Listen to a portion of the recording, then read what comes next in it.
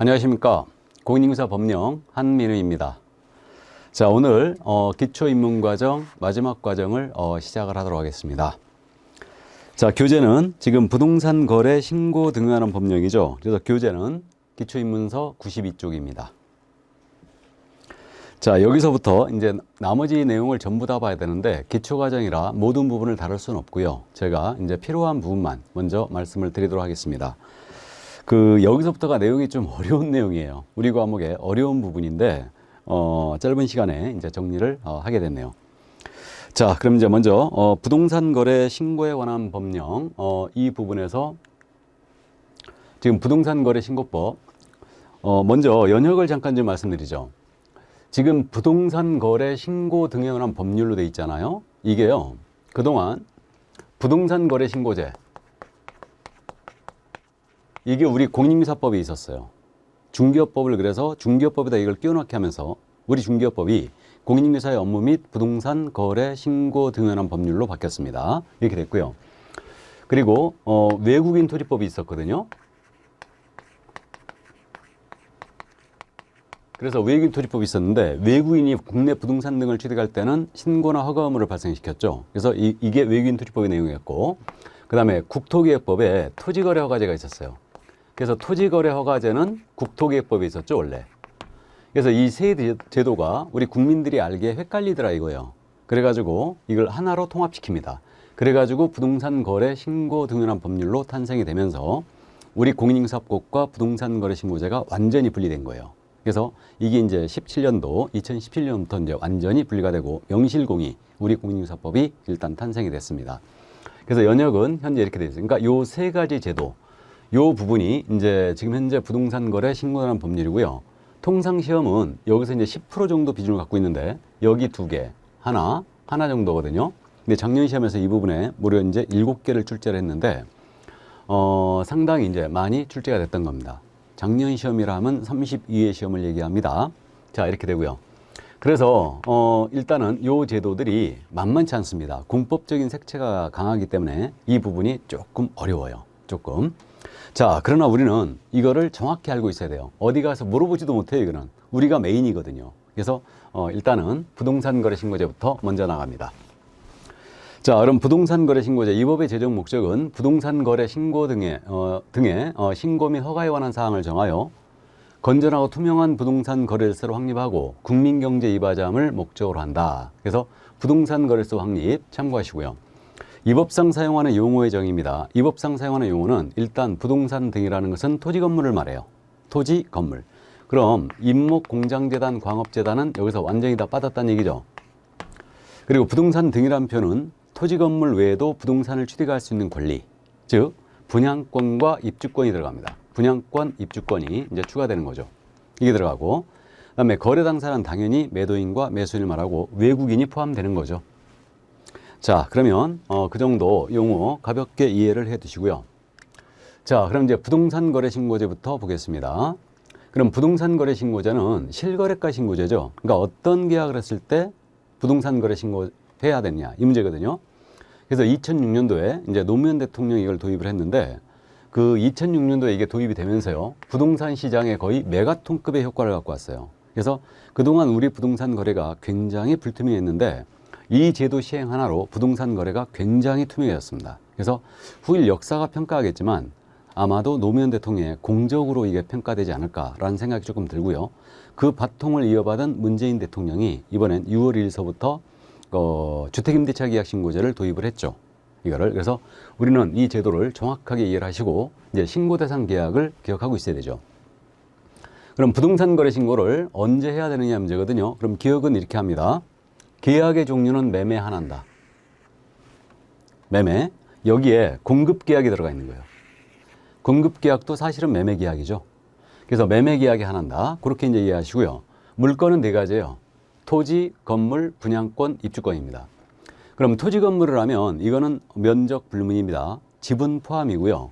그다음에 분양권, 입주권인데 이 분양권은 이 공급계약을 통하여 부동산을 공급받는 자로 선정된 지위예요. 이게 이제 분양권인데, 그러니까 결국은 분양계약이 체결됐다는 얘기인데, 이것은 주택의 분양권이든 상가의 분양권이든 오피의 분양권이든 토지의 분양권이든 따지지 않습니다. 그래서 분양권이 전부 들어간다는 거 이렇게 일단 이해해 두시고요. 다음에 입주권은 두 개의 법에 따른 입주권이에요. 도시 및 주거환경정비법, 공법 시간에 공부하는 건데 정비법에 따른 관리처분계 인가를 받아 입주자로 선정된 지위라든가 빈집 및 소규모주택 정비에 관한 특례법이 있어요. 이걸 빈집법이라고 부르는데 이 법에 따른 사업 시행계획 인가로 인하여 입주자로 선정된 지위. 그럼 입주자로 선정된 지위라고 그랬잖아요. 그럼 여러분들이 공법 시간에 관리처분계획 인가 요거를 이제 공부하는데 관리처분계획이 떨어지면요. 자기가 들어갈 집과 건물이 대지와 건물이 어느 정도 특정이 됩니다. 그러니까 이건 사실상 입주권이라고 보고 있지만 이것은 분양권에 선결되고 있는 거예요. 들어갈 집이 어느 정도 특정된 거예요. 빈집법에 따른 사업 시행계획 인가 받았다. 그럼 마찬가지로 어느 정도 들어갈 집이 정해진 거죠. 그러니까 이거는 사실상 분양권이에요. 그래서 이 두 개에 따른 입주권 선정된 지위라고 그랬죠. 그렇기 때문에 이것을 거래하게 되면 거래신고 하셔야 돼요. 그래서 이렇게 네 가지, 물건은 네 가지다. 토지, 건물, 분양권, 입주권이다. 이렇게 이해하시고 8개 법에 따른 공급계약이 들어갔어요. 그러니까 이 공급계약은 그럼 최초의 분양계약이라는 얘기죠. 그러면 이거 거래신고 해야 된다는 얘기예요. 그럼 8개 법 이름, 택지개발촉진법, 주택법, 건축물의 분양을 한 법률, 공공주택특별법, 도시개발법, 그다음에 도시 및 주거환경정비법, 산업입지 및 개발하는 법률과 빈집 및 소규모주택 정비에 관한 특례법이 있죠. 그래서 여기에 주택법하고 도시개발법하고 정비법은 여러분들이 공법 시간에 공부하잖아요. 이 법 이름을 암기할 필요는 없어요. 그러니까 무슨 법에 따른 공급계약. 그래서 여러분들이 아파트를 분양받아 보시면 아는데 아파트를 분양받으면 최초의 공급계약을 하죠. 분양계약을 하지 않습니까? 그러면 거래신고 해보신 적 있어요? 없죠. 이거는 분양하는 쪽에서 일괄적으로 신고 들어가기 때문에 그래요. 그래서 최초의 공급계약, 분양계약도 거래신고 들어가야 됩니다. 그리고 내가 최초의 공급계약 했잖아요. 공급받았잖아요. 그러고 나서 이 분양권을 전매한다. 그럼 전매하면 부동산 거래신고를 하셔야 되죠. 이게 분양권 전매계약이에요. 자, 그래서 신고대상 계약 이렇게 기억을 해 두시고요. 자, 그러면 이제 요 신고대상 계약을 살펴봤고요. 그럼 이제 절차적인 문제로 넘어가는데 신고 기한은 계약을 체결한 날이에요. 계약을 체결한 날로부터 30일 내 신고하게 되어 있습니다. 잔금일이 절대 아니다. 계약 체결로부터 30일이고 그다음 관할은 토지건물 소재지 관할 시군구청장이에요. 그러니까 매수인의 주소지가 아니라는 뜻이죠. 토지 건축물 소재지 관할 시장 군수 구청장. 이 자를 우리는 신고관청이라 부를 거예요. 중개사무소 소재지 시군구청장을 등록관청이라 불렀죠. 근데 여기는 토지건물 소재지 관할 시군구청장, 신고관청입니다. 이렇게 부르고. 그럼 신고 의무자, 이거 아주 잘 묻는데 신고 의무자에 대한 내용은 쌍방이 직거래했어요. 매도 매수가 직접 거래했습니다. 그럼 이때는 중개업소로 안 통했다는 얘기인데 이러한 경우는 당사자가 공동 신고하셔야 됩니다. 이때 당사자 중 일방이 국가 등이 있었어요. 그럼 국가 등이라 하면 국가나 지방자치단체나 공공기관, 뭐 토지공사라든가 전력공사, 수자원공사 이런 데들인데 공공기관이 있고요. 지방공사도 있죠. 그러면 일방이 국가 등이 있었다. 그럼 국가 등이 신고할 의무를 부담한다는 점이죠. 이때 타방에는 신고 의무 자체가 없어요. 국가 등이 신고해줘야 되고 개업공사가 계약서를 작성 교부했잖아요. 그럼 개업공인사 중개거래인데 중개거래인 경우는 개업공인사에게 신고 의무를 부여했죠. 그러니까 개공이 신고해야 되고 이때는 당사자에게는 아예 신고 의무가 없습니다. 그리고 공동중개시는 당연히 공동으로 신고하셔야 되죠. 자, 그래서 신고기한과 신고 의무자 아주 잘 묻기 때문에 기억을 해 두시고 그럼 계약을 체결한 날부터 30일에 들어간다. 그럼 이제 구체적으로 신고 방법에 대해서 잠깐 정리를 해보면 이렇게 돼요. 어떤 계약을 했을 때 부동산 거래 신고하느냐. 매매계약이고 공급계약이고 토지건물 분양권 입주권 매매계약이었다. 체결한 날로부터 30일 내에 들어갑니다. 이때 신고관청에 이제 들어가는 거고요. 자, 그럼 이제 구체적인 신고 방법 보겠습니다. 쌍방이 직거래했어요. 중개업소로 안 통했죠. 그러면 갑과 을이 직접 이제 매매를 했는데 이 토지의 소재지는 강남구에 있었어요. 근데 을의 주소지는 광명시에 있었습니다. 그러면 누구한테 신고해야 된다? 강남구청장에게. 갑과 을이 공동으로 계약을 체결한 날로부터 30일이죠. 계약을 체결한 날로부터 30일 내에 강남구청장에게 공동으로 이들은 신고 들어갑니다. 이렇게 되고요. 그럼 이때 신고서를 쓸 거 아닙니까? 그러면 매도인 갑, 서명 또는 날인이죠. 매수인 을, 서명 또는 날인을 해요. 그리고 이제 신고서를 제출하는데 이때 방문 신고할 때는 일단은 갖다 내면 됩니다. 그럼 전자신고가 있는데 그 강남구 홈페이지 들어가잖아요. 그럼 부동산 거래 신고하고 단추가 떠 있어요. 그럼 이걸 딱 클릭하면요. RTMS 부동산 거래 신고 시스템으로 접속이 돼요. 그럼 성명 주민번호 입력하고 그 공동인증서 있죠. 인증서가 꼭 있어야 돼요. 그걸 가지고 이제 접속을 합니다. 그래가지고 매도인이 먼저 쓰기로 했어요. 그러니까 매도인이 쫙 씁니다. 그리고 이제 전자서명 딱 클릭하고 빠져나와요. 그리고 매수인한테 알려줘야 되겠죠. 내가 다 썼으니까 내용 확인하고 이상 없으면 제출해라. 그리고 매수인이 이제 접속을 다시 하죠. 공동인증서로 접속을 해갖고 다시 이제 매도인이 써놓은 이 신고서를 불러와요. 그래가지고 내용을 확인했더니 이상 없어요. 그러면 전자서명 딱 클릭하면 강남구로 내지는 거예요. 이게 전자신고예요. 그럼 방문신고는 강남구를 직접 출두한다는 얘기죠. 그러면 당사자 직거래의 경우는 공동으로 신고해야 된다 그랬는데 이 강남구에 둘이 같이 손잡고 가갖고 이 신고서를 같이 내야 되느냐 이 문제가 있죠. 이거 같이 가야 될까요? 1인만 제출하면 될까요? 1인만 제출하면 돼요. 그래서 방문 신고할 때 매도인이든 매수인이든 1인만 가서 제출하면 된다. 그래서 공동으로 제출해야 한다는 틀렸어요. 공동으로 신고해야 한다는 맞았는데 신고서를 공동으로 제출해야 한다는 틀렸습니다. 1인이 제출해도 돼요. 그렇게 되고 그럼 이때 이제 매수인이 가서 내기로 했어요. 그럼 매수인은 자기 신분증 내 보이고 강남구청장한테 신고서를 내고 오면 됩니다. 근데 이 매수인이 갑자기 바쁜 일이 생겨가지고 못 가게 생겼어요. 그럼 다른 사람 시킬 수 있겠죠. 그래서 이제 병으로 하여금 대행을 하게 할 수 있죠. 그럼 대행자는 자기 신분증 가져가고요. 위임장하고 그 위임한 을에 신분증 사본을 제출해야 돼요. 이렇게 되고 그 다음 이제 전자신고라는 겁니다. 전자신고는 대행을 인정할 것 같아요? 안 할 것 같아요? 인정? 안 하죠. 이건 컴퓨터로 하는 신고이기 때문에 결국은 컴퓨터 앞에 본인이 앉았는지 대행자가 앉았는지 알 수가 없어요. 그러니까 전자신고 시엔 대행을 인정하지 않습니다. 자, 그럼 이제 이번엔 중개거래예요. 그러면 개업공사 A께서 이 토지에 대한 갑을 간의 거래를 중개한 거예요. 그럼 이 개공의 사무소는 어디 있었냐면 광명시에 있었어요. 사무소는 여기 있었고 토지는 강남구에 있었죠. 그러면 일단 부동산 거래 신고 누가 해야 돼요? 개업공사가 해야 되죠. 그래서 부동산 거래 신고는 A께서 하셔야 됩니다. 그럼 계약을 체결한 날로부터 누구한테? 강남구청장한테 해야 됩니다. 그래서 이자가 신고관청이 되는 거죠. 그럼 여기 광명시장 있죠. 이분은 우리가 뭐라고 불러요? 중개사무소 소재지 시군구청장이죠. 그러니까 이자를 등록관청이라 부르는 거예요. 자, 그래서 신고관청에 계약을 체결한 날로부터 30일 내에 부동산 거래 신고를 들어간다. 그러면 신고서를 이제 개공이 작성할 거 아닙니까? 그러면 개공을 작성해갖고 여기다 서명 또는 날인하죠.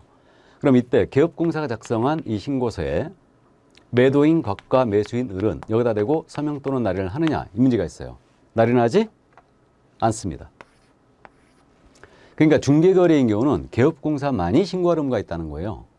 당사자는 아예 신고 의무 자체가 없어요. 이게. 자, 그럼 제출 방식은 역시 방문 신고의 방식과 전자 신고 방식이 있겠죠. 그럼 이제 인터넷 신고 방식은 똑같고요. 이 방문 신고 있지 않습니까? 그럼 개공이 갖다 내려고 했는데 역시 바쁜 일이 생겼습니다. 그러면 대신 시킬 수 있죠. 그럼 대행할 수 있는데 이때 주의할 점은 개업공사를 대행하여 신고서를 낼 수 있는 자는 누구냐? 소공의 하나입니다. 소속공사에 하나여 대행을 할 수 있어요. 그럼 중개보조는 대행도 못한다는 얘기예요. 그죠? 그러니까 우리 법이 중개보조에 대하여 어떤 태도를 취하는지 짐작되시죠? 소공만 대행할 수 있어요. 그럼 소공은 내가 A의 소공이거든 하고 자기 신분증 내보이고 그냥 제출하고 오면 돼요. 개공의 자필서명 위임장과 신분증 사본을 내지 않는다는 거죠. 그럼 소공의 신분을 보장하겠다는 얘기예요. 그럼 강남구청장이 이 소공이 A의 소공인지 아닌지 어떻게 확인하면 되겠어요? 등록관청에 전화 한 통 때리거나 협회 전화 한 통 때리면 돼요. 협회 명단도 통보돼 있으니까. 자, 그래서 이게 바로 이제 중개거래인 경우 신고 방식이었어요. 구체적으로. 자, 그러면 이제 신고 방법까지 봤고요. 그러면 어떤 내용을 신고를 해야 되는가? 신고사항에 대한 사항을 보겠습니다. 그럼 부동산 거래계약 신고사항인데 부동산 거래 신고 핵심은 그거 아니에요? 누가 어떤 부동산을 언제 얼마에 거래했냐, 이게 핵심이에요. 그러면 매도 매수인의 인적사항 신고 들어가야 되고, 그 다음에 부동산의 소재지 어떤 부동산이죠 이게.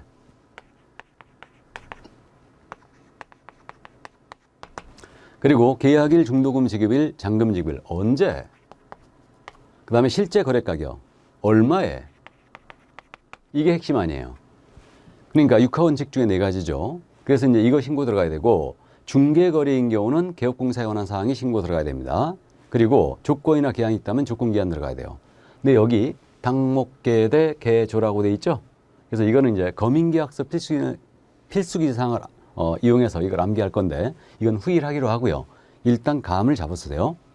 누가 어떤 부동산을 언제 얼마에 거래했냐, 이게 핵심이에요. 그래서 이 사항 신고해야 되고, 중개거래인 경우는 개공, 조건기한이 있다면 조건기한 들어가야 돼요. 그래서 부동산 거래 신고할 때는 이 사항은 무조건 공통적으로 신고사항으로 들어갑니다. 자, 그런데 이제 주택에 대해서 말이에요. 투기가 너무 성행하더라. 가격이 막 치솟고 있어요. 그래가지고 신고사항을 아주 복잡하게 만들어놨죠, 지금. 복잡해 보이는데 간단합니다. 그럼 지금 개인을 계속 규제하니까요. 법인을 설립해갖고 주택에 대해서 투기를 하더라 이거예요. 그래가지고 법인이 주택을 샀지 않습니까? 그러면 주택을 거래했을 때는 이 법인의 경우 등기 현황, 법인의 등기 현황 신고 들어가야 되고요. 나아가서 법인이 그 주택을 거래한다. 그럼 상대방이 법인의 임원인지 아닌지, 그 임원과 친족관계가 있는지, 즉 특수관계가 있는지, 이걸 다 신고하게 돼 있어요. 이게. 그럼 이게 왜 그랬을까? 이거 아닙니까? 짐작되시죠? 예를 들어서 갑이요, 이 법인의 임원이에요. 근데 이 법인, A 법인이 갑으로부터 주택을 사는 거예요. 근데 가격을 끌어올리기 위해서 시세가 10억짜리인데 이걸 15억에 샀다고 신고해버리는 거죠. 그러니까 이 상대방이 법인의 임원인지, 임원과 관계가 있는 친족관계가 있는지, 특수관계가 있는지를 모두 신고하라는 얘기예요. 그래서 법인은 요거 신고 들어와야 되고요. 그다음 법인이 주택을 왜 샀을까? 이상하잖아요. 그러니까 법인은 주택을 취득하게 되면 무조건 그 취득 목적 자금 조달 계획이 들어와야 돼요. 어떻게 자금을 조달했는가?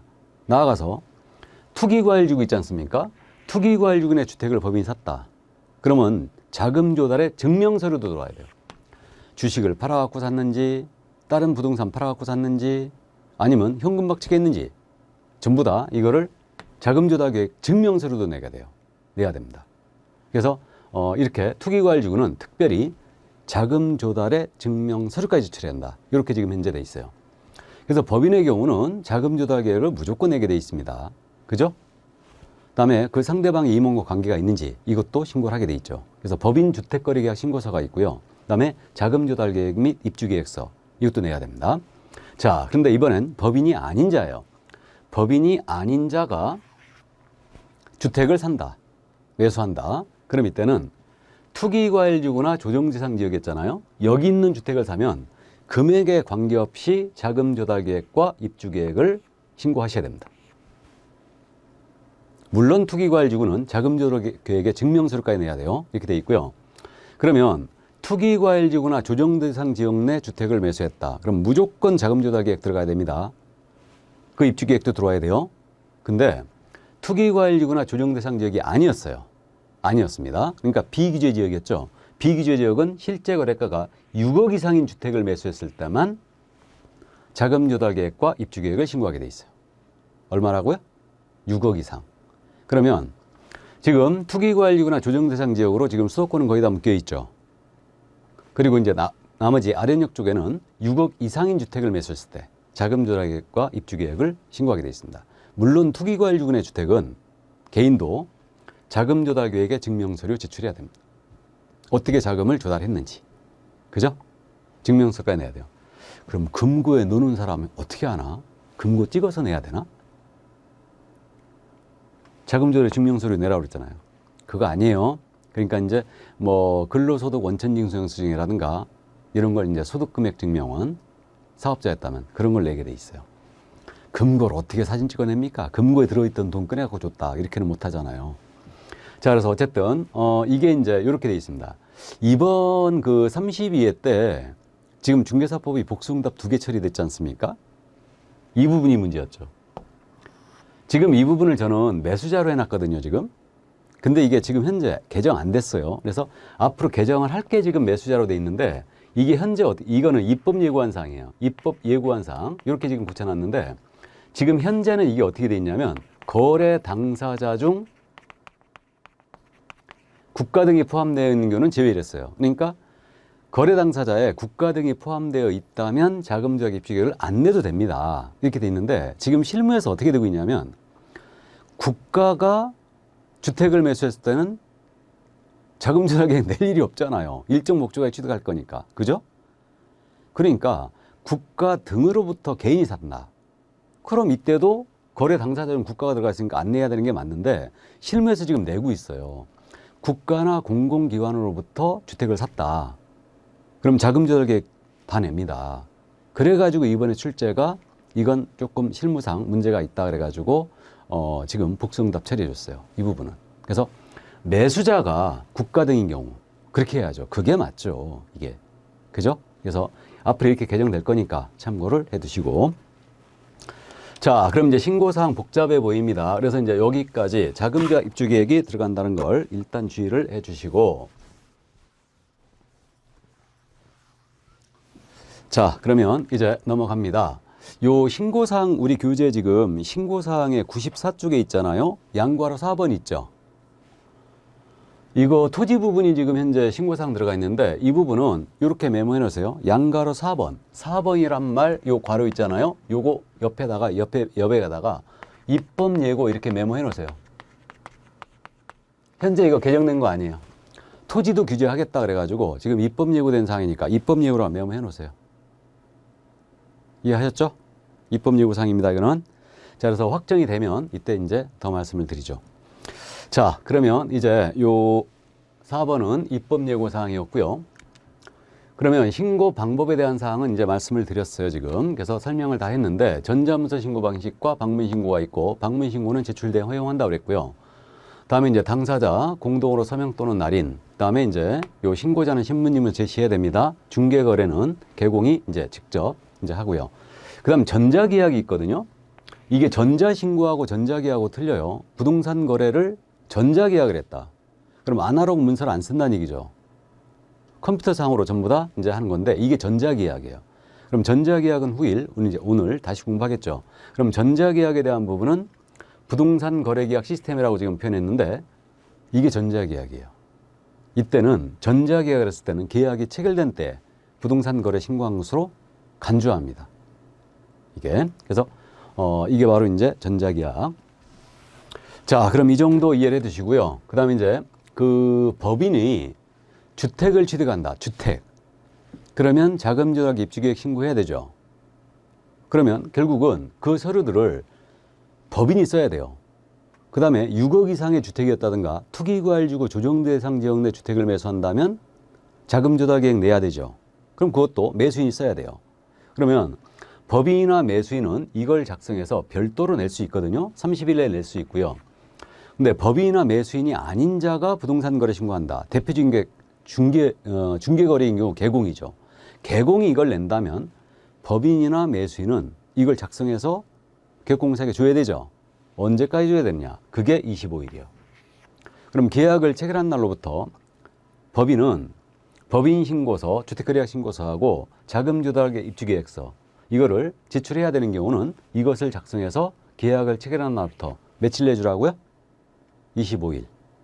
그래서 우리 과목의 유일한 25일이 됐는데 그러니까 계약 체결부터 30일 내에 신고해야 되니까 5일 남겨놓고 이걸 다 제공하라는 얘기예요. 이때까지 안 주면 별도로 본인이 제출해야 됩니다. 매수인이나 법인이. 그래서 이 정도 감만 잡아두세요. 자, 그러면 이거 봤고요. 이제 넘어갑니다. 뭐 제출 대행 설명 들었고요. 그러면 이제 신고 들어갔지 않습니까? 그러면 신고 필증을 지체 없이 발급해요. 지체 없이. 물론 법인 주택거래약 신고서라든가 취득자금 조달 계획을 내야 된다. 그럼 이거 서류 다 들어와야 됩니다. 들어와야 되고 그럼 지첩 시 신고 필증이 발급이 됐지 않습니까? 그럼 계약서의 검인을 받은 것으로 간주해요.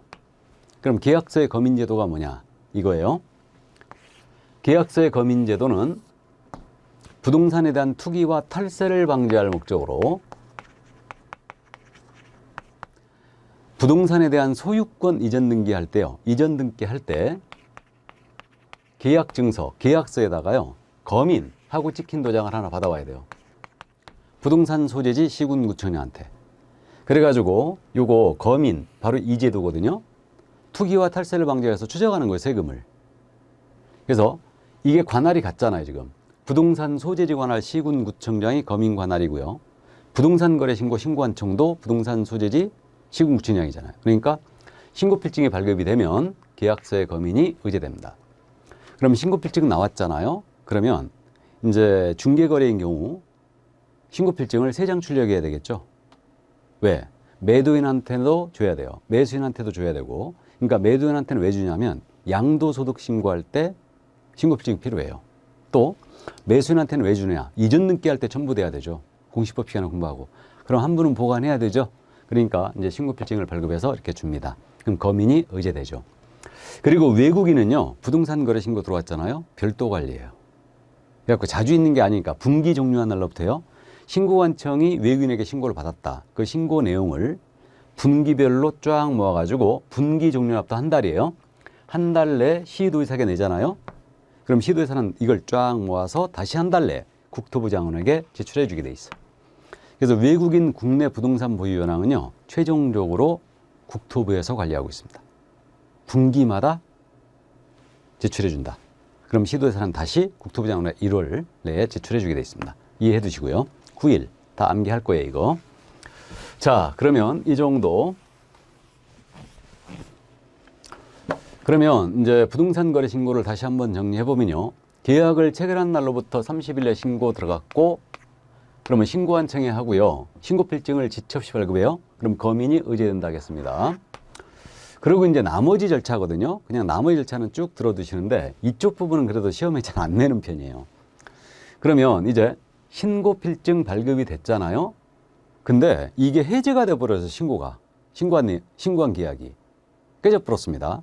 그럼 계약 체결한 날부터 30일 내에 부동산 거래 신고가 들어가야 되니까 들어갔거든요. 근데 이 계약이 깨져버린 거예요. 그러면 해제 등의 신고 있잖아요. 해제 등의 신고를 해야 합니다. 이건 의무예요.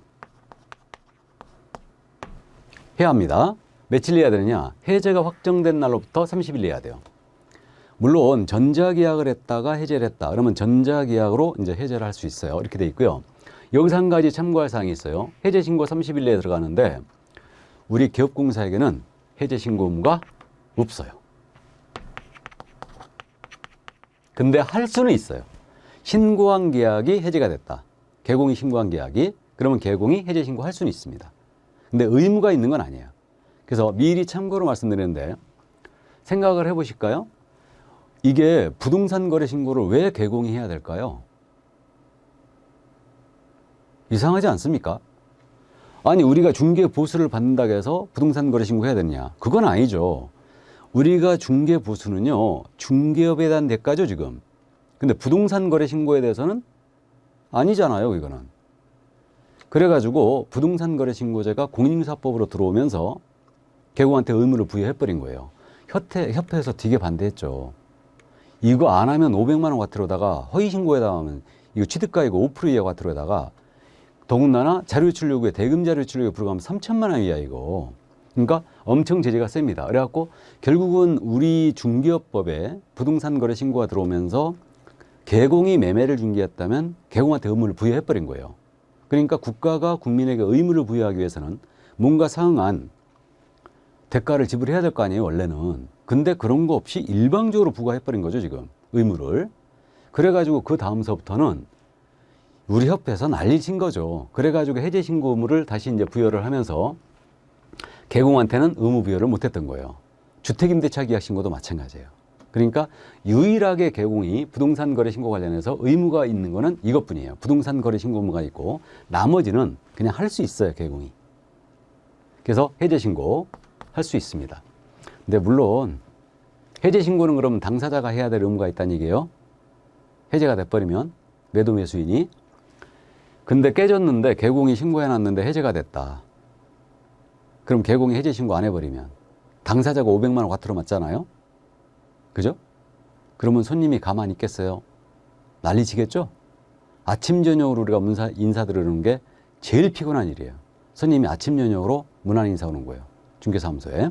그러니까 어차피 해제 신고 개공이 했다면은 부동산 거래 신고했다면 해제 신고도 개공이 할 겁니다. 그래서 국토부도 그냥 넘어간 거예요. 그 점 이해해 두시고 이제 신고 필증 나갔지 않습니까? 그럼 이제 검증을 하게 돼 있어요. 그래서 신고관청은 검증을 해야 됩니다. 그러니까 이게 10억짜리 거래했다고 신고 들어온 거예요. 그러니까 이게 적정한지 여부를 검증한다는 얘기예요. 그럼 비교 가격 데이터가 있어야 되죠. 그 가격 데이터가 어디 있냐면 바로 검증 체계라고 있어요. 검증 체계가 검증 시스템이죠, 이게. 검증 시스템을 현재 운영을 하고 있죠. 국토부 장관이. 그래서 이 주체고요. 검증 체계를 주 운영하게 돼 있고요. 그러면 여기에 이제 신고관청이 접속을 해요. 그래서 가격을 10억을 딱 집어넣습니다. 그럼 이 가격이 결과가 적정, 부적정, 판정 불가, 판정 보류 이런 식으로 떨어져요. 그럼 이 검증 결과를 세무서장에 통보하죠. 그럼 세무서장은 과세 자료로 활용할 수 있다 그랬어요. 그래갖고 지금 있잖아요. 매매는 부동산 거래 신고하면요. 전부 다 이 자료가 세무서로 통보돼요. 그래가지고 2006년도에 이게 도입돼가지고요. 2007년도에 우리 개공들 소득 신고하면서 추징 엄청 당했어요. 세무서로 통보된 걸 그때 몰랐거든. 그래갖고 추징 엄청 당했습니다.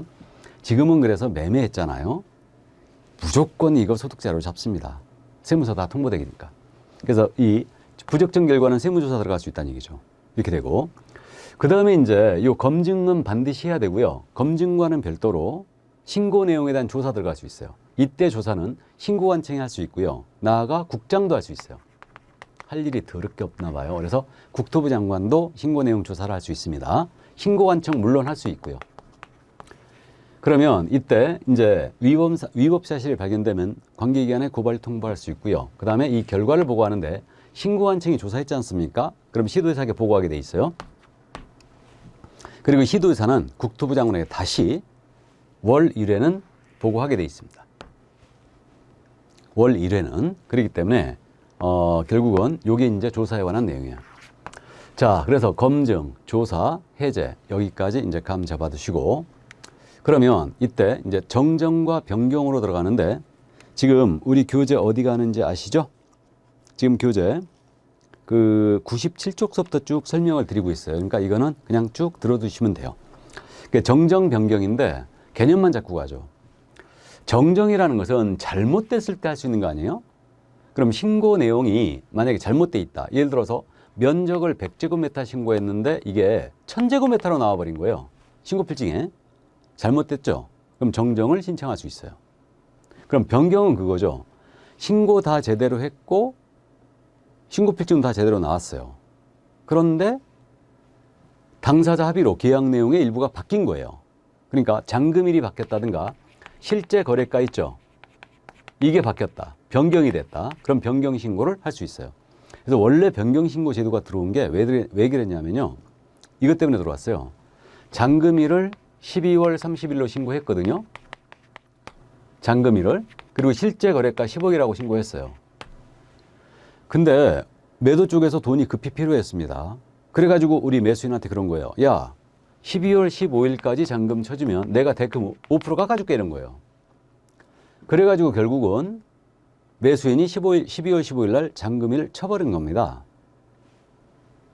그렇게 되면 결국은 신고한 내용 중에 잔금일 바뀌었죠. 실제 거래가 바뀌었죠. 재신고를 해야 되는 사태가 벌어진 거예요.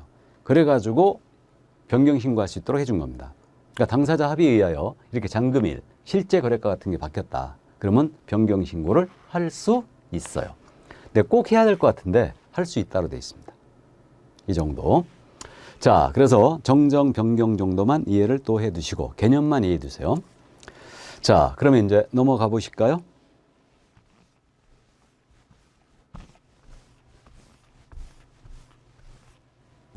자, 넘어가면 이제 과태료에 대해서는요, 종류 정도만 이해하고 가자고요. 그러니까 이제 과태료에 대해서는 신고관청이 부과하고요. 3천만 원 이하의 과태료라는 게 있고 취득가액의 100분의 5 이하의 과태료, 5% 이하의 과태료죠. 5%. 이게 여러분들 지금 제 강의 노트 갖고 계시죠? 강의 노트 이게 1001분의 5로 되어 있는 것 같은데, 그래서 어쨌든 100분의 5 이하의 과태료입니다. 그 다음에 500만 원 이하의 과태료, 100만 원 과태료 준거가 있습니다. 100만 원 이하의 과태료는 주택임대차 계약 신고예요. 이건 아직 안 했죠. 그 다음에 이제 한 가지, 이거, 신고관청이 우리 개업공사에 과태료 들었잖아요. 신고관청이. 그럼 등록관청에다 10일 내에 통보해 주게 돼 있어요. 이건 이제 상습범 가중처벌 때문에 통보해 줬었는데 그대로 살아 있습니다. 신고관청이 우리 개공에 대한 과태료 들었다. 그러면 등록관청에다가 10일 내에 알려주게 돼 있어요. 다음에 그 위반자가 자진 신고했지 않습니까? 그럼 과태료 감경 면제 규정이 있어요. 조사가 시작되기 전에 자진 신고했다. 그러면 면제해버려요. 조사가 시작된 후에 자진 신고했잖아요. 내가 위반했다고. 그럼 이때는 50% 깎아줍니다. 이렇게. 자, 그래서 여기까지. 이게 부동산 거래 신고제였어요. 이게 주요 골자를 다 봤습니다. 자, 그러면 넘어가 보실까요? 주택임대차 계약 신고. 이 주택임대차 계약 신고에 대해서는 6월 1일 날 시행됐어요. 그래서 2021년도 6월 1일서부터 지금 현재 시행이 됐습니다. 주택임대차 계약하면 신고 들어와라 이 얘기인데, 사실상 주된 부분을 주거용으로 쓰는 주택임대차라면 모두 적용이 됩니다. 일단은. 그래서 대장상 용도와 관계없다는 거죠. 실질적으로 주거용으로 쓴다. 주된 부분을. 그러면 대장상 용도가 상가로 되어 있을지라도 주거용으로 쓴다면 주택임대차에 들어갑니다. 그럼 이때 이제 모든 주택임대차 계약이 신고 대상이 되는 게 아니고 지역과 금액으로 지금 이렇게 두 가지를 충족해야 돼요. 그래야 신고 대상이 됩니다. 그럼 지금 어떤 지역에 있는 주택이 대상이냐? 이건 정확하게 기억을 꼭 해두셔야 되는데, 그래서 지금 특별자치시, 세종시, 특별자치도, 제주도, 그 다음에 시, 군, 시에 있는 주택, 그 다음에 군에 있는 주택인데, 군은 광역시에 군이 있죠. 인천광역시 옹진군, 대구광역시 달성군, 부산광역시 기장군. 광역시에 군이 있는데 이 광역시에 있는 군하고 경기도에 있는 군에만 하나입니다. 그럼 경기도 가평군. 거기 있는 주택이에요. 그러니까 군은 광역시와 경기도에 있는 군만 대상이다. 그리고 이제 구에 있는 주택이 대상입니다. 근데 이거요, 간단해요. 이렇게 되죠. 시에 있는 주택은 무조건 대상이에요. 그럼 시라는 것은 특별시든 광역시든 세종시든 무조건 들어가는 거죠. 시에 있는 주택은. 특별시든 광역시든 세종시든 무조건 들어갑니다. 그 다음에 군에 있는 주택 있죠. 군에 있는 주택은 경기도에 하나죠. 그러면 어차피 광역시에 들어가니까. 그래서 군은 광역시나 경기도에 있는 군에 하나 한다 그랬으니까 원래 광역시는 전부 다 대상이잖아요. 광역시니까. 그죠? 그래서 이제 이 군은 사실 이제 광역시, 경기도에 있는 군에 하나인다. 그럼 제주도는 어떻게 되느냐? 제주도는 군이 없어요. 제주도는 제주시하고 서귀포시가 있죠. 두 개가. 그러니까 특별자치도 그렇게 들어간 거예요. 자, 그래서 일단은 시에 있는 주택은 전부 다, 군에 있는 주택은 광역시와 경기도에 있는 군이다. 그리고 이제 금액은 보증금이 6천만 원을 초과를 하거나, 그럼 딱 6천 아니에요. 6천만 원 초과하거나 또는 월 차임이 30만 원을 초과했을 때 63 이렇게 되는데, 그래서 이게 또는이에요. 또는. 그러니까 둘 다 충족해야 되는 거 아니죠. 둘 중에 하나만 넘어서면 주택임대차 계약 신고 들어가야 돼요. 해서 예를 들면 대구광역시 달성군에 있는 거예요. 보증금 5천에 월세가 40만 원 있었어요. 대상이죠. 월세가 넘겼으니까. 자, 다음 경남 김해시에 있는 거예요. 그럼 경남도에 있지만 시니까 대상이죠. 그러면 보증금 7천에다가 월세가 20만 원이에요. 그럼 역시 대상이죠. 보증금이 6천 초과했으니까. 이해되시죠? 6천만 원 초과하거나 월세가 30만 원 초과했을 때 이렇게 됩니다. 그래서 이렇게 신고 대상을 기억을 해두세요. 자, 그럼 신고 대상 계약을 받고요. 그럼 이제 절차적인 문제를 보는데 이 절차에 대해서는 계약을 체결했지 않습니까? 그럼 이제 바로 듣습니다. 이거는 부동산 거래 신고와 아주 비슷해요. 그래서 계약을 체결한 날로부터 30일 내 신고 완청에 들어가는 거예요. 이때 당사자가 공동신고예요. 즉 우리 개업공사에게는 신고 의무가 있다 없다? 없어요. 아예. 그러니까 부동산 거래 신고만 유일하게 개업공사에게 신고 의무가 있는 거예요. 이게. 자, 그럼 이제 신고하는 방법은 방문 신고와 전자 신고 방식이 있죠. 이건 부동산 거래 신고와 똑같고요. 그다음에 이제 신분증 신고자는 제시해야 되고 일방만이 신고하는 방법이 인정되고 있어요. 그게 뭐냐면 임대인이 외지인이 많아요. 그러다 보니까 임차인 쪽에서 계약서 또는 입금증 사본을 첨부해서 직접 임차인이 들어갈 수 있어요. 일방 제출 방식을 인정하고 있고 계약서 제출 방식을 인정하고 있어요. 그럼 계약서 제출 방식이 뭐냐? 임대차 계약서 있죠? 이거를 그냥 제출하는 거예요. 그러면 신고에 가름합니다. 신고 간주해버려요. 계약서를 갖다 내는 거죠. 이게 전에 부동산 거래 신고에도 이게 있었거든요. 근데 부동산 거래 신고에서는 폐지한 방식인데 계약서를 갖다 주면 끝입니다. 그렇게 하는 방식이 있고요. 그다음에 전자계약을 했을 때는 물론 신고한 걸로 간주가 되죠. 그럼 이때 이제 신고에서 디테일하게 좀 더 보면 이런 방식이 인정되고 있는데 신고사항은 이것도 마찬가지로 육하원칙 중에 4가지. 임대 임차인의 인적사항, 누가, 어떤 부동산을, 임대차 목적물, 언제, 계약일, 계약기간, 얼마에, 보증금, 월차임 신고해야 되죠. 여기에 갱신요건 행사 여부가 들어가요. 계약갱신요건 행사 여부. 이게 신고사항이에요. 이렇게 감 잡고. 그럼 여기서 말이에요.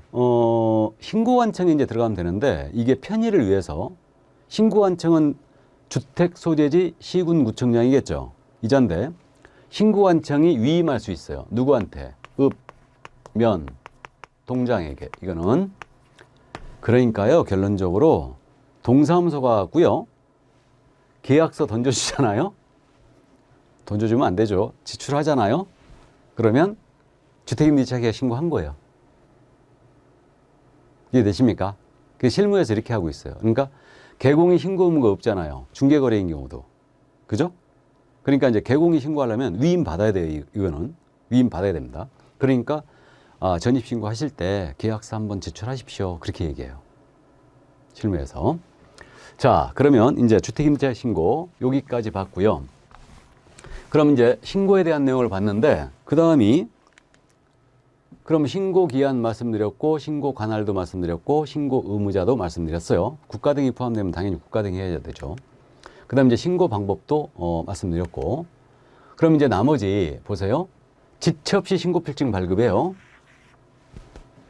그리고 이거 해제 신고 있지 않습니까? 그럼 부동산 거래 신고가 신고한 계약이 해제가 돼버렸다. 그러면 해제가 확정되어 30일에 해제 신고 들어가야 돼요. 이건 부동산 거래 신고 똑같은데 특이한 점이 이거예요. 얘네도 정정 신청이 있거든요. 할 수 있다요. 근데 부동산 거래 신고에서는 변경 신고 할 수 있다였죠. 근데 이건 해야 됩니다. 요게 특이해요. 왜 그랬을까? 보증금이나 월차임 추적하는 게 목적이에요. 그러니까 변경 신고라는 게 보증금이나 월차임이 변경되면 요거 신고 들어라는 얘기예요. 그래서 이렇게 30일 내에 해제 신고, 변경 신고 하게 돼 있습니다. 이거는 의무예요. 당사자죠, 의무가. 물론. 그래서 그렇게 돼 있고요. 그 다음에 이제 요 신고 들어갔지 않습니까? 그럼 의제되는 것들이 있는데 전입신고를 할 때 계약서를 제출했잖아요. 원본은 꼭 아닌데 계약서를 첨부를 해버리면 이때는 전입신고할 때 이 제출하면 신고한 걸로 간주해버립니다. 또는 전입신고할 때 계약서가 없잖아요. 그러면 신고서를 써내면 돼요. 그럼 전입신고해버리면 신고한 걸로 간주가 되고요. 주택임대사업자 등록하신 분들 있죠. 이분들은 민간 임대주택에 대한 특별법이 있거든요. 이 법에 따라 임대사업 신고를 하고 있었죠. 그럼 주택임대사업자들은 그 임대신고를 했지 않습니까? 그럼 이 신고한 걸로 간주해요. 또 부동산 이거 주택임대차 계약 신고 접수가 완료됐잖아요. 접수가 됐을 때는 확정일자 있죠. 이것도 자동적으로 부여돼요. 그래서 주택임대차 계약 신고필증 보면요. 여기 우측 상단이죠. 이쪽 부분에 확정일자 딱 찍혀 있어요. 날짜가 찍혀 있습니다. 이쪽에 신고필증에. 그 다음에 이제 그 부동산 거래 신고에 금주행위, 검증, 조사 등의 규정이 있거든요. 이건 주택임대차 계약 신고에도 그대로 준용합니다. 자, 그래서 우리는 첫 순환이니까 주택임대차 계약 신고는 계약을 체결한 날로부터 30일 내 당사자가 공동으로 해야 된다. 이 정도 이제 기억을 해 주시기 바랍니다. 자, 그래서 여기까지. 이게 바로 주택임대차 계약 신고였고, 이것을 위반하면 이건 전부 다 100만 원 이하의 과태료예요. 자, 그럼 주택임대차 계약 신고까지 봤습니다. 조금 어려운 것 같죠? 줄기를 이제 잡는 강의를 하는 거예요, 지금. 그래서 일단 중기를 잡으셔야 됩니다. 그러면 이제 외국인 취득 특례가 나오죠? 104조. 요거는 커피 한 잔 먹고 할까요? 예, 잠시 쉬었다 하도록 하겠습니다.